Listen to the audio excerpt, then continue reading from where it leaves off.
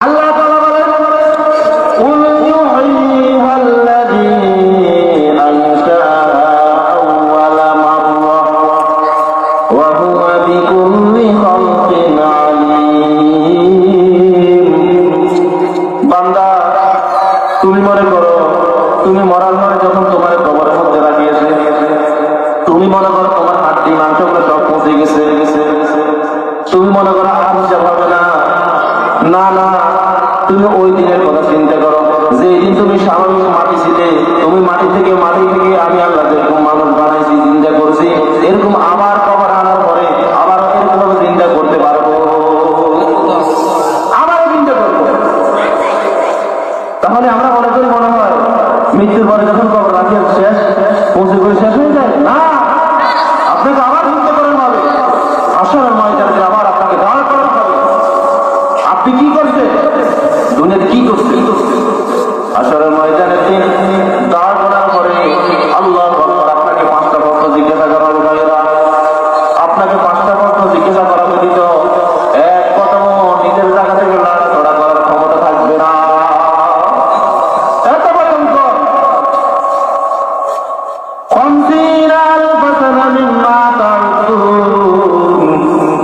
আল্লাহ তাআলা বলেন যেদিন তুমি এক জায়গার মধ্যে দাঁড়ায় থাকবে সেই দিনটার সমান হবে দুনিয়ার 50,000 বছরের সমান। একদিন হবে দুনিয়ার 50,000 বছরের সমান। 50,000 বছর তোমাকে এক জায়গার মধ্যে দাঁড়ায় থাকতে হবে। মুফাসসিরিনে কেরাম বলেন জায়গাটার পরিমাণ কতটুকু হবে?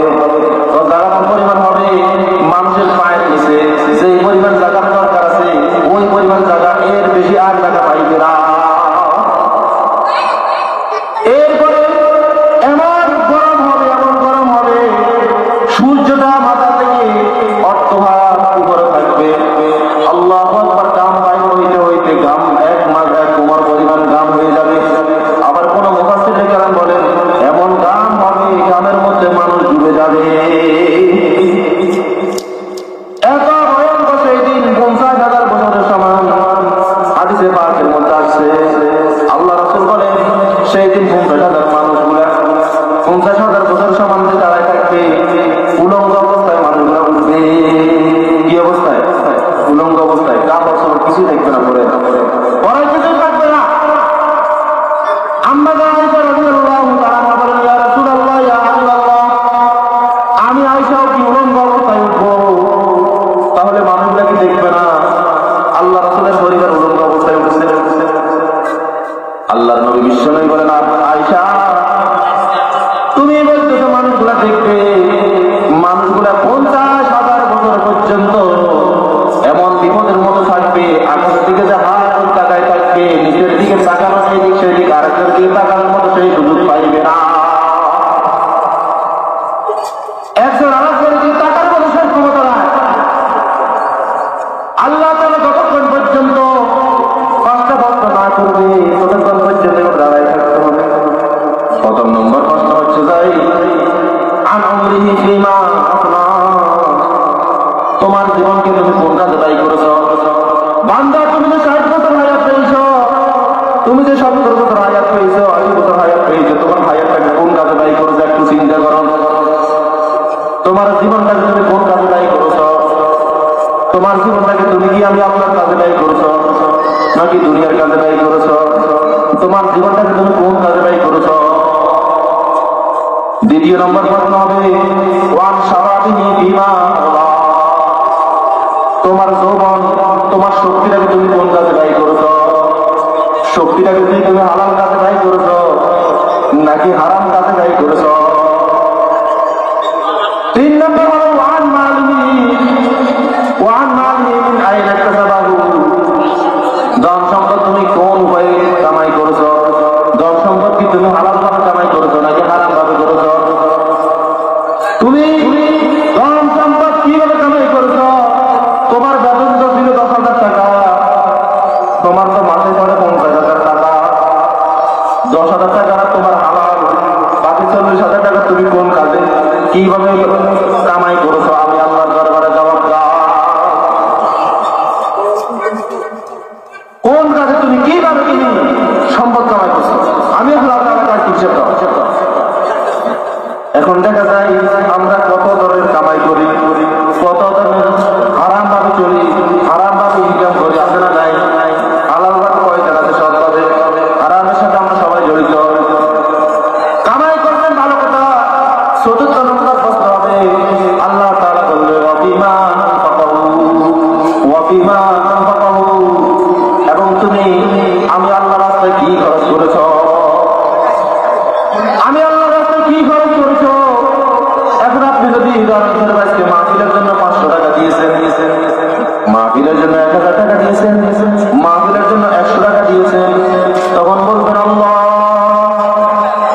আপনার চতুর্থ নম্বর প্রশ্ন হচ্ছে টাকা পয়সা কোন কাজে ব্যয় করেছো? তখন বলবেন আল্লাহ আপনার টাকা পয়সা গুলো তো আমি মাহফিলের কাজে ব্যয় করেছি। সুবহানাল্লাহ। আপনার টাকা পয়সা গুলো তো আমি আপনার রাস্তায় ব্যয় করেছি। আল্লাহ তাআলা বলবে আমার রাস্তায় কোন দিন ব্যয় করেছো, কোন কাজে ব্যয় করেছো?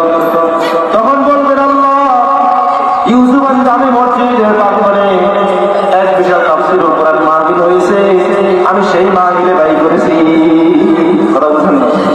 আল্লাহ অমুক জায়গার মধ্যে মাহফিল হয়েছে, দ্বীনের আলোচনা হয়েছে, কোরআনের আলোচনা হয়েছে, মাবুদ তো আমি সেখানে আল্লাহ রাস্তায় আপনার রাস্তায় ব্যয় করেছি। এখন আপনি যদি মাহফিলের জন্য যদি ব্যয় যদি না করেন, যদি কোনো গুণের কাজের মধ্যে যদি ব্যয় করেন, এমন জায়গায় ব্যয় করছে যেখানে ব্যয় করার দ্বারা আপনার সব তো দূর কথা, উল্টা আপনার আমার নামে গুণা হইতে আছে, উল্টা গুণা হইতে আছে। আমরা এমন জায়গায় খরচ করি, যে জায়গায় খরচ করলে আপনার সজ্জায় দাঁড়িয়ে হবে, আপনি সেই রাস্তায় খরচ করবেন। কি করেন? আল্লাহ তো দুটোটা সিস্টেম দেখা দিচ্ছে যে এই কাজ করলেও করতে পারো, ডান দিকে চললেও চলতে পারো, বাম দিকে গেলেও যেতে পারো। এরপরে আল্লাহ তাআলা বলবেন ওয়ামাদা আমিলা বিমা আনহা। পঞ্চম প্রশ্ন তুমি কি এলেম শিখছো, এলেম অনুসারে তুমি কি আমল করছো? এলেম কি শিখছো, এলেম অনুসারে তুমি কি আমল করছো? আজকে আমার বাবা দিদা দেখা যায় অনেকে এলেম শিখি নাই, তো আপনি আল্লাহর দরবারে কি জবাব দিবেন? আপনি যদি এলেম শিখতেন বলবেন আল্লাহ আমি এলেম শিখেছি, আমি কোরআন শিখেছি, আমি হাদিস শিখেছি, আমি মাদ্রাসায় ভর্তি হয়েছি, আমি মাদ্রাসায় পড়ছি। এখন আপনারা যারা জান নাই, যারা পড়েন না, তারা কি করবেন? তাদের জন্য একটা সুযোগ আছে।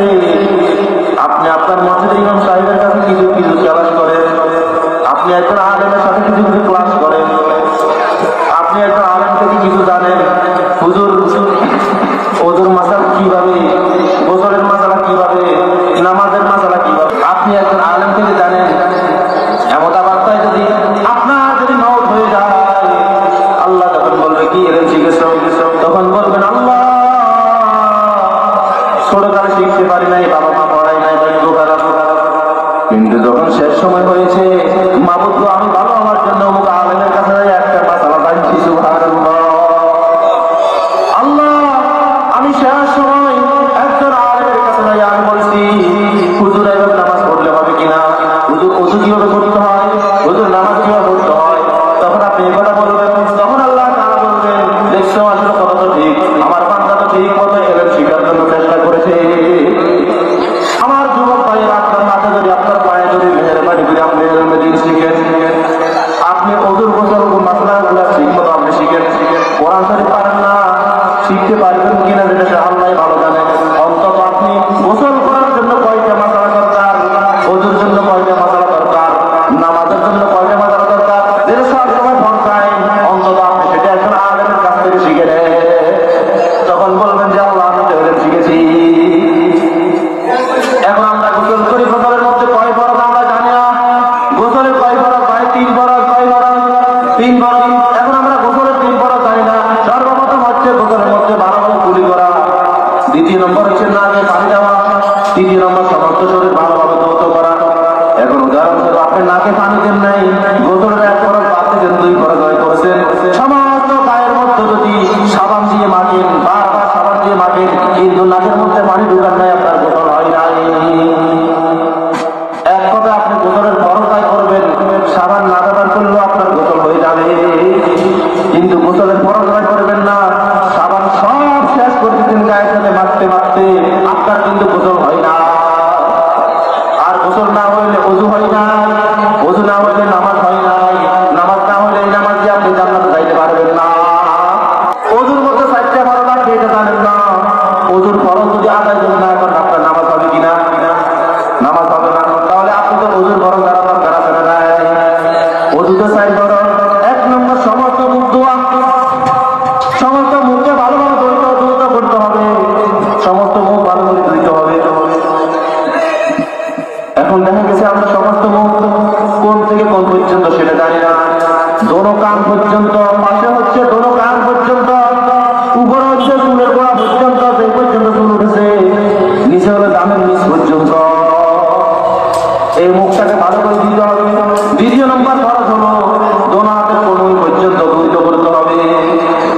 এখন আমি হাত ধুইলাম, কনু ফিরে এটা ধুইল না, এটা শুকনা রয়ে গেল, আমার ভয় নাই। তৃতীয় নম্বর হচ্ছে মাথা মাথায় করা, মাথাটাকে মাথায় করতে হবে। চতুর্থ নম্বর হচ্ছে দোনো পায়ে তার থেকে হত করা। এখন দেখা গেছে আমার ওদের খরচের মতো যদি কোনো কারণ বশত টাকলু ধুইলাম, কিন্তু ঘোরাঘুরি টাকলু ধোয়া হয় নাই, আমার পায়ের তালু পর্যন্ত ধোয়া হয়েছে, উপরে টাকলুটা ধোয়া হয় নাই, কিন্তু আপনার ওযু হয় নাই। ওযু না হলে আপনার নামাজ হয় নাই। আর খেয়াল থাকবে না ভাই, ওযু তো করবো সাইড করা সমস্ত মুখ ধোয়া, দোনো হাতে কোন সভা ধোয়া, মাথা মাথায় করা, সাইড করা একবার হলে হয়ে যাবে। এরপরে হচ্ছে কোনো ভাই টাকলু সহ এবারে আপনি এই ওযু করছেন, এই গোসল করছেন,